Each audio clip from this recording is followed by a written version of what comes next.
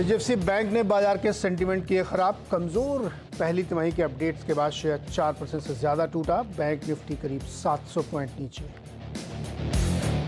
रिलायंस के दम पर बाजार में निचले स्तरों से अच्छी रिकवरी। निफ्टी नीचे से करीब 70 पॉइंट सुधरा।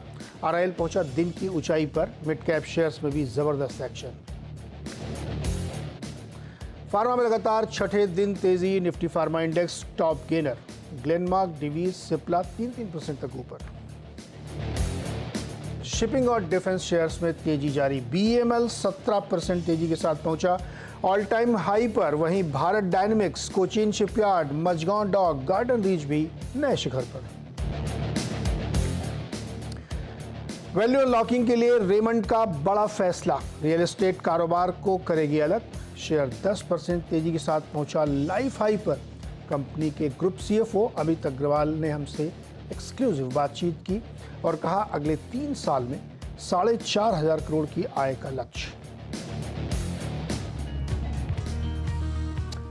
सर्वेंद्र जी आज आपके सवालों का जवाब देंगे और आज सोशल मीडिया का दिन है, तो आप हमारे अलग अलग सोशल मीडिया प्लेटफॉर्म्स पे फटाफट सवाल भेजते रहिए और अपने शहर का नाम ज़रूर लिखिएगा कि आप कहाँ से हमें पहुँचने की हमारे तक कोशिश कर रहे हैं, जिससे हमें पता चल सके कि हम भी कहाँ तक पहुँच रहे हैं। और मैं कोशिश करूँगा कि ज़्यादा से ज़्यादा आपके सवाल ले सकूँ। लेकिन पहले सर्वेंद्र जी का स्वागत और एक त्वरित राय मार्केट पर।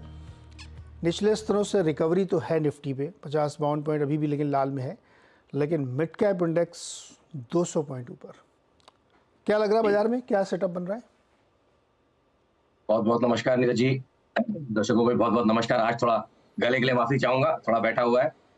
देखिए थॉट यहाँ पे ये है कि बाजार काफी ओवरबॉट हो गया है और जो टारगेट सोचे थे निफ्टी बैंक निफ्टी में, जो अग्रणी दोनों इंडेक्स हैं उनमें दोनों में टारगेट्स आ गए। और अब जो आप ये रिएक्शंस देख रहे हैं, प्रॉफिट बुकिंग जो एग्रेसिव है, यहाँ मुझे अब ये लग ही रहा है कि भाई एक बार के लिए रिस्क रिवॉर्ड वापस अब थोड़ा सा यहाँ पे नेगेटिव हो गया है शॉर्ट टू मीडियम टर्म। तो नेक्स्ट 15-20 दिन के लिए मुझे लगता है कि अब ये जो हमने हाइज रखे निफ्टी में तकरीबन 24,400 के, वो क्रूशल रहेंगे। आई थिंक बहुत ज्यादा 24,500 24,600 के ऊपर अभी निफ्टी नहीं निकल पाएगा।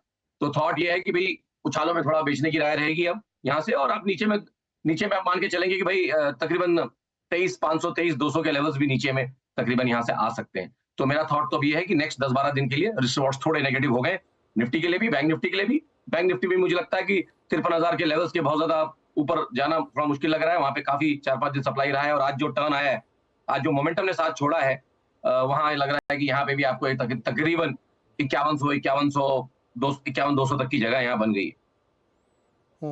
और एचडीएफसी बैंक ने उसमें 4.5% से ज़्यादा 4.65%।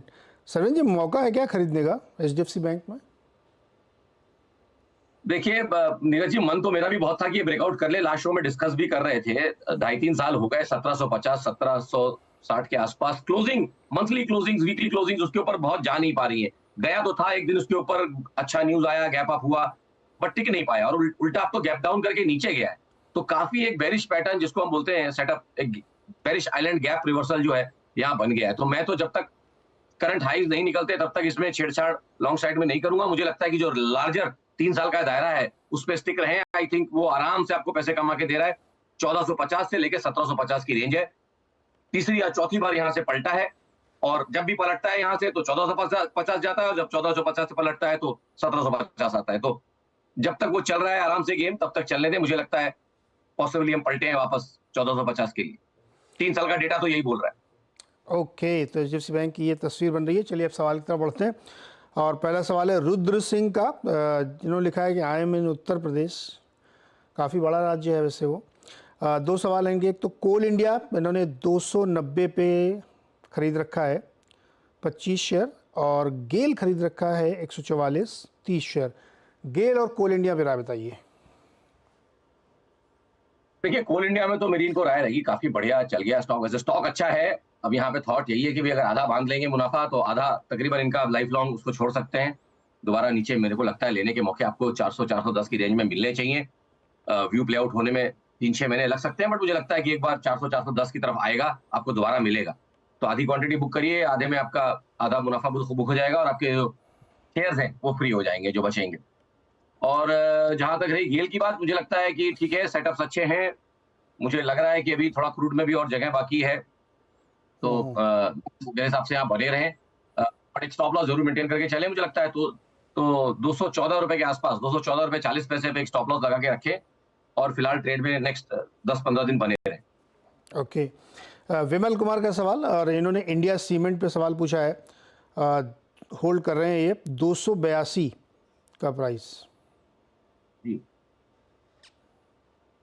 देखिए, इसमें तो अब आई थिंक बड़ा एक्शन चल रहा है, बड़े लोगों इसमें ले रहे हैं, बेच रहे हैं, काफी लोग का इसमें इंटरेस्ट है। आई थिंक बढ़िया मूव हुआ है, वॉल्यूम लेड मूव था। 2-3 दिन जो बड़े ब्लॉक्स हुए उसमें वॉल्यूम लेड मूव है। तो अब जब तक उन एरियाज के ऊपर टिका हुआ है, मुझे लगता है जब तक उस कैंडल जो मेन वॉल्यूम वाला कैंडल था उसका हाई था मेरे ख्याल से तकरीबन 270 के आसपास। तो आई थिंक जब तक 270 के ऊपर टिका हुआ है, हाईएस्ट वॉल्यूम डे जो था, तब तक आई थिंक जैसे मैंने बोला 10-15 दिन इस ट्रेड में बने रहे और एक 10-15 दिन बाद जरूर इस पर दोबारा राय जरूर लें, क्योंकि स्टॉक काफी इंपॉर्टेंट करवट पे है। चला तो बहुत चल सकता है, अन्यथा प्रॉफिट बुकिंग आ जाएगी। कि चला तो बहुत, नहीं तो क्या वो क्या कहते हैं, चला तो चांद तक नहीं तो रात तक वाला मामला हो सकता है। ओके, राहुल प्रजापति के, यार राहुल जी आप बहुत सवाल लिख रहे हो, मैं 2 ले रहा हूँ सिर्फ आपके। एक शिपिंग कॉरपोरेशन ऑफ इंडिया का बता दीजिए, 295 शेयर हैं 101 रुपये पर, और फर्टिलाइज़र में RCF 102 पर करीब करीब 1921 शेयर ले रखे हैं। पहला इनका शिपिंग जो इन्होंने पूछा उसमें मैं यही बोलूंगा कि अभी तो short to medium term setups बढ़िया चल रहे हैं यहाँ पे, तो मेरे ख्याल से चलने दें। 75 का एक अच्छा ब्रेकआउट इसमें हुआ है पीछे 2.5-3 महीने पहले। तो आई थिंक 75 के इंपॉर्टेंट लेवल्स रहेंगे यहाँ पे, उसके नीचे अब इसको नहीं जाना चाहिए। और आई थिंक ऊपर में मुझे जो लग रहा है, आई थिंक शायद शिपिंग कॉर्पोरेशन का जो ब्रेकअवे ग्रुप है उसका मैंने चार्ट देख लिया, माफी चाहूंगा, मैं शिपिंग कॉर्पोरेशन दोबारा लगा रहा हूँ। 273। जी जी जी जी, वो जो डिमर्ज एंटिटी है उसका चार्ट पहले खुल गया जी। तो मेरे को भी लगा कि भाव ऐसे कैसे हो गया। तो 27 यहाँ पे भी देखिए सेटअप्स तकरीबन सेम ही है। यहाँ पे भी 250 रुपए का एक पीछे ब्रेकआउट अच्छा होके रखा हुआ है, क्योंकि सेम पेरेंट है। यहाँ पे भी सेटअप बढ़िया है, 250 रुपए के ऊपर जब तक टिका हुआ है तो मेरे ख्याल से नेक्स्ट 10-15 दिन यहाँ पे इनको बने रहना चाहिए, और 15-20 दिन बाद दोबारा एक बार राय अगर चाहें तो दोबारा जरूर लें। और आरसीएफ में देखिए सारे के सारे फर्टिलाइजर स्टॉक्स जब भी बजट के आसपास होता है एक्टिविटी रहती है, फिर बाद में ठंडे हो जाते हैं बहुत ज्यादा। इसमें मुझे अभी नहीं लगता, मुझे लगता है यहाँ पे भी रिस्टोर 220 के आसपास, 220-225 से बहुत ज्यादा ऊपर जाके टिक पाएगा ऐसा मुझे लग नहीं रहा। तो उन एरियाज में चाहे तो थोड़ा मुनाफा बांधे। अच्छा, अब वरुण का सवाल लेते हैं। वरुण शुक्ला ने पूछा, यस बैंक पे 324 शेयर हैं 19 रुपये 74 पैसे पे, क्या करना चाहिए? देखिए यस बैंक की तो वही कहानी थी, पहले 15 से 20 में फंसा था, सॉरी 5 रुपए से लेके 20 रुपए तक फंसा रहता था, और अब जब से ब्रेकआउट कर लिया है 20-21 का, तो आई थिंक स्टेडी है। तो मुझे लगता है कि इसको अवधि देनी पड़ेगी लंबी, इनको 12 महीने प्लस में अगर सोच रहे हैं तो 20 रुपए के नीचे स्टॉप लॉस, और मुझे लगता है कि चलेगा तो यहाँ से डेफिनेटली 35-40 तक तो जा ही सकता है। तो फिलहाल ट्रेड में बने रहे 12 महीने प्लस के होराइजन से। जियो फाइनेंस का चार्ट देख लेंगे आप? जी ट्रैक करते हैं, देखते हैं उसको। बताइए, नवल तिवारी पूछना चाह रहे हैं, 365 पे खरीदा इन्होंने लॉन्ग टर्म के लिए। देखिए हाँ, देखिए लॉन्ग टर्म तो इसमें उतना डेटा नहीं है कि मैं इनको लॉन्ग टर्म बोलूं, बट शॉर्ट टर्म में सेटअप्स देखिए ठीक लग रहे हैं, तो मैं इनके ऊपर छोड़ता हूं। बहुत ज्यादा लॉन्ग टर्म डेटा नहीं है, बट शॉर्ट टर्म में सेटअप्स ठीक लग रहे हैं। मुझे लगता है कि ऊपर में 370-375 के टारगेट्स यहाँ पे नेक्स्ट 1 से 3 महीने में आ सकते हैं। 375 आ सकता है। इस पर डिस्क्लोजर भी याद रखिएगा, ये सेम ग्रुप है इस चैनल का ओनर और जियो के ओनर, जियो फाइनेंस के, तो एक राय किसी और से ज़रूर लीजिएगा। अच्छा, अगला सवाल है टाटा केमिकल पर। एक कोई मिस्टर तिवारी हैं, इंडियन नाम से अपना ट्विटर हैंडल बना रखा है। टाटा केमिकल 1095 पर 4 से 6 महीने की राय चाहिए, और मोंटे कार्लो पर राय चाहिए, 612 पे लिया है। जी देखिए टाटा केमिकल में अगर इनको ट्रेडिंग व्यू 3 से 6 महीने वाले राय है, वो मेरे हिसाब से थोड़ी सी ट्रेडिंग बायस रहता है, not short term but medium term. तो यहाँ पे थॉट ये है कि जब तक 1000 रुपए के ऊपर बना हुआ है आई थिंक, तब तक मेरे ख्याल से यहाँ ट्रेड में इनको बने रहना चाहिए। ऊपर में है न्यूट्रल जोन में, इनके पास ऑलरेडी ट्रेड है, इसलिए मुझे लेवल्स देने पड़ रहे हैं। यहाँ से मुझे लगता है 100 रुपए की अपसाइड बाकी है, तो ऑलमोस्ट न्यूट्रल रिस्क रिवॉर्ड है, बट मेरे हिसाब से जब ट्रेड ले लिया है तो बने रहे यहाँ पे। और जहां तक रही मोटी कालो की बात, देखिए यहाँ पे मेरा थॉट यही है कि भाई बड़ा लिक्विड सा स्टॉक है, कभी 30,000 शेयर, कभी 50,000 शेयर, और जब वॉल्यूम होता है तो कभी कभार थोड़ा वॉल्यूम हो जाता है। तो इसमें अभी एक बड़े लंबे कंसोलिडेशन के बाद चलने की कोशिश कर रहा है, वॉल्यूम्स आए हैं कंपैरेटिव स्टॉक के हिसाब से, जितने वॉल्यूम करता था उससे ज्यादा वॉल्यूम कर रहा है, अपना लंबी अवधि के एवरेज को भी रिगेन कर लिया, तो मेरे हिसाब से बने रहे ट्रेड में। और स्टॉप लॉसेस तो वही आएंगे 200 दिन के एवरेज के आसपास, तो 670 के नीचे अगर एक स्टॉप लॉस मेंटेन करके बने रहे 1 से 3 महीना, तो आई थिंक ट्रेड में बने रहना चाहिए। ओके, गुवाहाटी से राज डेका का सवाल लेता है और इन्होंने पीएफसी की कॉल ली है 540 वाली, 20 रुपये 50 पैसे पे एक लॉट, स्टॉप लॉस और टारगेट चाहते हैं। देखिए कॉल में तो स्टॉप लॉस टारगेट देना रियल टाइम में मुश्किल हो जाता है, क्योंकि आप टाइम डीके में आपका प्रीमियम तो जाता ही रहेगा, तो स्टॉप लॉस कभी भी आपका धीमे धीमे अगर इन द मनी नहीं हुआ तो जीरो होकर हिट हो जाएगा।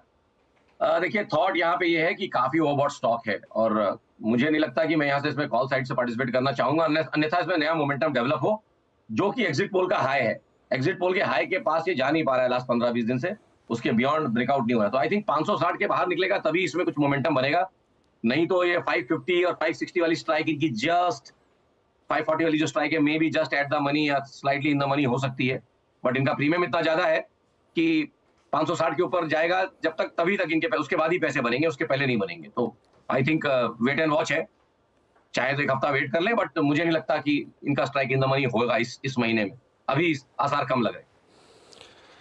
ओके, और अगला सवाल है द इन्वेस्टोग्राम, हर्ष फौजदार का। इन्होंने लिखा कि क्रिकेट फीवर तो अब खत्म हो गया, क्रिकेट के बाद अब विमंडल की तरफ लोग देखेंगे, और एक कंपनी जो विमंडल को तौलिया सप्लाई करती है, अब आप समझ गए होंगे वेलस्पन के बारे में बात कर रहे हैं, ये वेलस्पन लिविंग। कैसा लगता है वेलस्पन लिविंग आपको?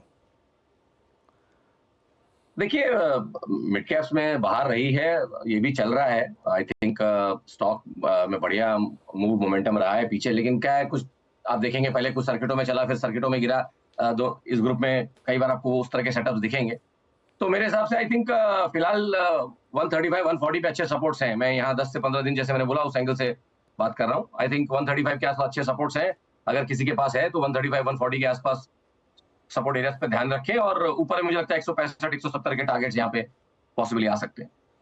ओके, गिरिराज सिंह का सवाल लेते हैं उदयपुर राजस्थान से। टाटा मोटर्स में 1020 वाली कॉल ली है 18 रुपये पर।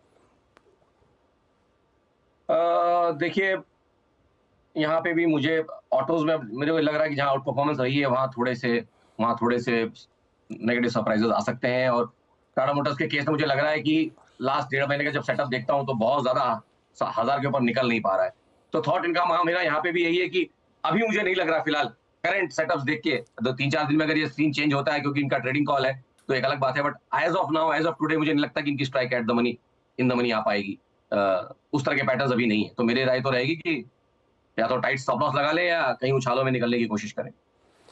अच्छा, सरकारी कंपनियों की कितनी भी लोग बुराई करें लेकिन उनसे बढ़िया रिटर्न कोई दे नहीं रहा है। मोहन का सवाल लेते हैं, उसी से जुड़ा हुआ है एनबीसीसी के बारे में।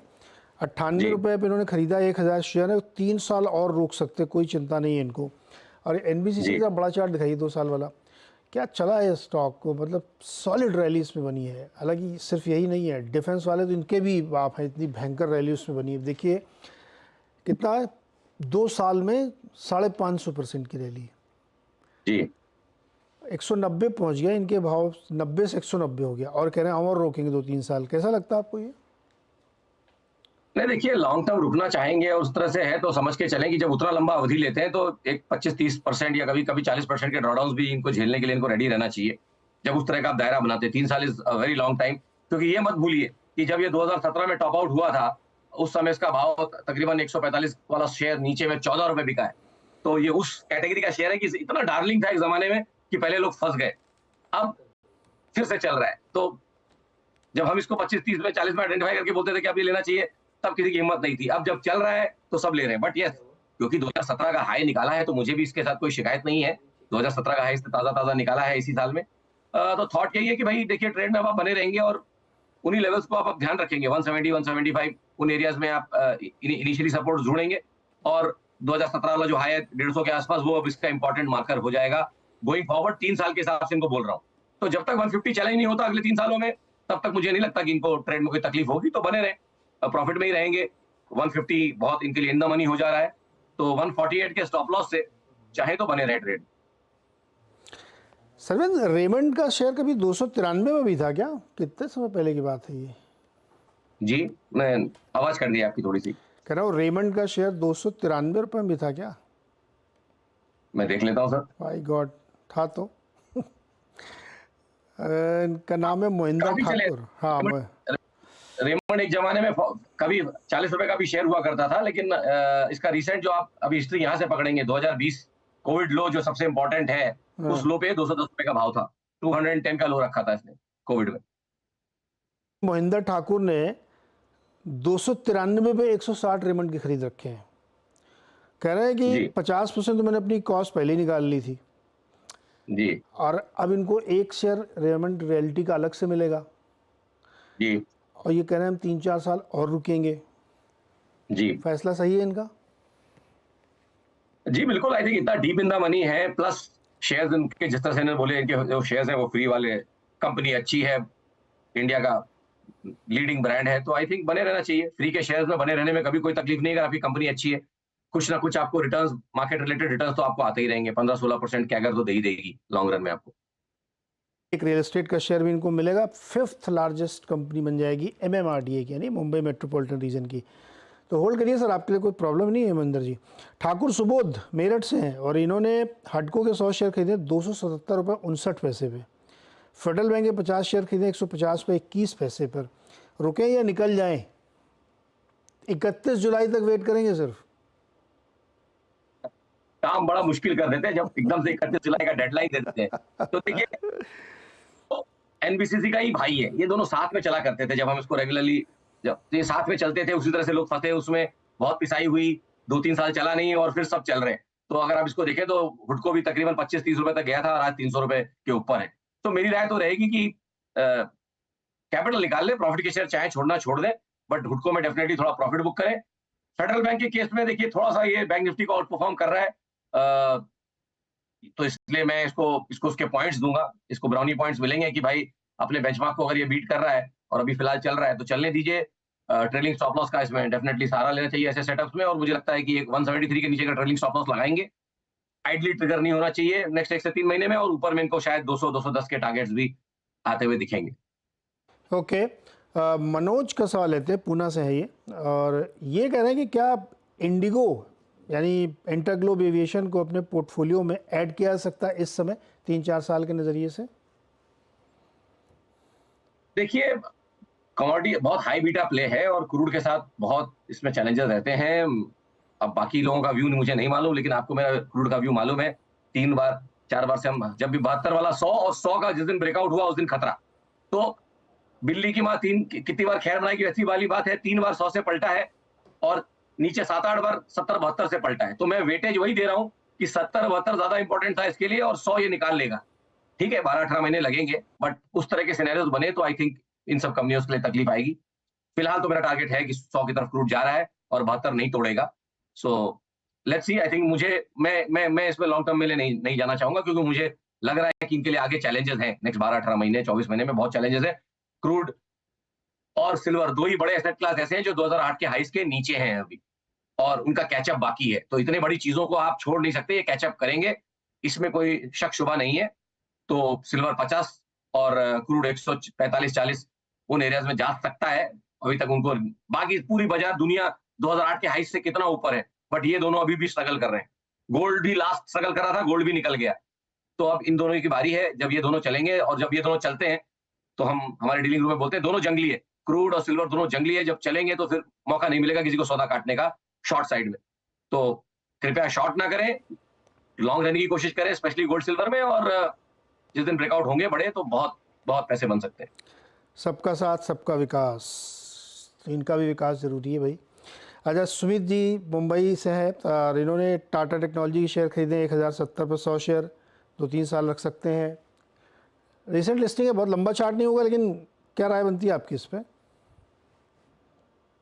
देखिए, प्योरली ऑन द ब्रांड, और आप सोचेंगे कि जब से लिस्ट हुआ है तब से पिस रहा है और 1300, 1400, 1380 वाला नीचे में 1000 रुपए हो गया है। कोई ग्रीन शूट बने तो डेफिनेटली यहाँ पे सोचें कि कुछ एक बाय साइड का व्यू बनाए, बट फिलहाल अब इनके पास है तो आई थिंक मेरे हिसाब से बने रहे। मेरे पास कोई ऐसे सेटअप्स नहीं है कि मैं इनको कोई राय दे पाऊँ, तो माफी चाहूंगा। ओके, तीर्थ दास VIP 469 बिफोर 5 ईयर्स एगो। भाई अभी दिखाओ क्या चल रहा है वीआईपी में। ये बहुत दुखी से लग रहा है। इन्होंने एक स्माइली बनाई है जिसमें एक आंसू टपक रहा है। लिख रहे हैं कोई होप है क्या, क्या मैं बेच के निकल जाऊं, नुकसान कर लिया है हमने अपना, अब मैं कुछ और ख़रीद लूं क्या। वीआईपी में क्या हो गया भाई। देखिए सर, यही है डार्लिंग शेयर्स में, ये सब डार्लिंग शेयर्स के शुमार के नाम है। जब चल रहे होते हैं तो सबको यही नाम जवान पे चढ़े रहते हैं। ऊपर में मैंने काफ़ी 2017, 18 और 20-21 में भी इनको सबको वार्न किया था इन सब नामों में कि भई ये सब नाम जब गिरते हैं तो फिर आपको फिर एग्ज़िट नहीं मिलती है। तो आप देख रहे हैं कि साढ़े 750 का ऑलमोस्ट डबल टॉप मार के अभी ये 450 हो गया है। तो ऑलमोस्ट 50% तो नहीं, 45%, 40% इरोजन यहाँ इनका हो गया है। अब मैं इनको यहाँ से क्या राय दूँ? मेरे हिसाब से तो अभी पिछला वाला जो इसका लो है वो इम्पोर्टेंट है। मेरे ख्याल से 450 के लेवल्स अब इनको देखने पड़ेंगे। जब तक वो नहीं टूटते तब तक एक पुल बैक, एक बाउंस बैक का चांस है। पूरा इनका भाव आएगा कि नहीं मुझे नहीं मालूम, बट अपना 200 दिन का एवरेज पुल बैक करने भी गया तो 540, 550 के स्तर आएँगे। वहाँ मेरी राय रहेगी, अगर वहाँ पे ज़रा भी सेलिंग प्रेशर लगे इनको तो एक बार निकल जाएँ। उछालों में निकलें टुवर्ड्स 540, 550। ओके, बीना गुप्ता अमरावती से हैं और इनके पास UCO bank, Indian Overseas bank, bank of Maharashtra जैसे शेयर्स हैं और ऑलरेडी लॉस में है ये। प्राइस नहीं लिखा उन्होंने किस बात, लेकिन लॉस में है। क्या करें, ये छोटे छोटे सरकारी बैंक हैं। देखिए, अब ये तो पेशेंस वाला गेम है और ये पॉसिबली आए इस गेम में बहुत लेट है। हमने तो इसको सेल प्राइवेट बाय पीएसयू 2.5-3 साल पहले का ये थीम था। अब आई थिंक काफ़ी लेट आए हैं, टाइम देना पड़ेगा। स्टॉक्स अच्छे हैं, टाइम देना पड़ जाएगा। तो may be good stocks bad timing जो मैं बोलता हूँ। तो अगर 12-18 महीने प्लस का टाइम दे सकते हैं तो बने रहें। अन्यथा मेरे हिसाब से मैं इनको स्टॉप लॉस दे सकता हूँ, बट वो इनके अभी काम आएँगे नहीं, कि जिस तरह से इनका थॉट है। मेरे ख्याल से लॉन्ग टर्म में अगर बैठे रहेंगे तो अच्छा है। हाँ, रुकना ही बेटर होगा इसमें क्योंकि बहुत खैर नहीं। एन प्रसाद का एक क्विक क्वेश्चन लेते हैं, आईटीसी लॉन्ग टर्म के लिए ठीक है क्या। सर आपकी आवाज़ कट गई, माफ़ी चाहूँगा। आईटीसी लॉन्ग टर्म के लिए ठीक है क्या। नहीं, नहीं, आईटीसी तो देखिए, किसी को लॉन्ग टर्म रखना है तो बिल्कुल मेरे हिसाब से कोई प्रॉब्लम नहीं है। बट आप थॉट मैं अब यही दे रहा हूँ लॉन्ग टर्म वालों को कि यहाँ से अगर आप जाते हैं तो एक साथ नहीं लेंगे, ट्रांचेस में लेंगे धीमे-धीमे। तो आप धीमे-धीमे लीजिए, बट यस लॉन्ग रन में आईटीसी में कोई तकलीफ नहीं होनी चाहिए। लेकिन एफएमसीजी इतना अंडर परफॉर्म कर रहा है, जी। क्यों लेना चाहिए एफएमसीजी शेयर। सर देखिए, मेरा थॉट यही है कि जो पहले आईटी आईटी चल गया है, मेरा थॉट यही था, और कुछ सेलेक्ट फार्मा भी चल गया है। डिफेंसिव नाम चलेंगे, आईटी, फार्मा और एफएमसीजी में डेफिनिटली थोड़ा ट्रैक्शन रहेगा, जो कि ऑलरेडी लीवर में दिख रहा है। ये पहले बिल्कुल चला नहीं था और बाद में चला। तो ये चला भी लेट था, इसलिए इसके रिएक्शंस भी लेट आ रहे हैं, थोड़ा लैग कर रहा है लीवर को ये। तो लीवर ऑलरेडी 1, 2, ढाई, डेढ़ महीने से ऑलरेडी सेटअप्स अच्छे बना रहा है। मेरे को लग रहा है इसके भी 2 ढाई महीने में सेटअप्स ठीक हो जाएँगे, तो चलना चाहिए। और गिरते हुए बाज़ार में जैसे मैंने बोला थोड़ा-सा ध्यान अभी नरम है, तो आई थिंक इन सब नामों में थोड़ी बाइंग आ जाती है, डिफेंसिव में। ओके, तो ये थी डिफेंस। डिफेंस मतलब रक्षा वाले स्टॉक नहीं, डिफेंस मतलब डिफेंसिव जो सेफ ज़्यादा माने जाते हैं मार्केट में, जैसे फार्मा और एफएमसीजी वगैरह। तो इसमें मोमेंटम आ सकता है, बहुत अंडर परफॉर्मर हैं ये लोग। सरवेन जी शुक्रिया बहुत हमारे साथ जुड़ने के लिए, दर्शकों की मदद करने के लिए। और हम लोगों ने कोशिश की ज़्यादा से ज़्यादा सवाल लेने की। और अब हम लोग सोमवार को मिलेंगे फिर से एक बार सरवेन जी के साथ। फिलहाल के लिए छोटा सा ब्रेक और इसके बाद देखिए आप खिलाड़ी नंबर 1।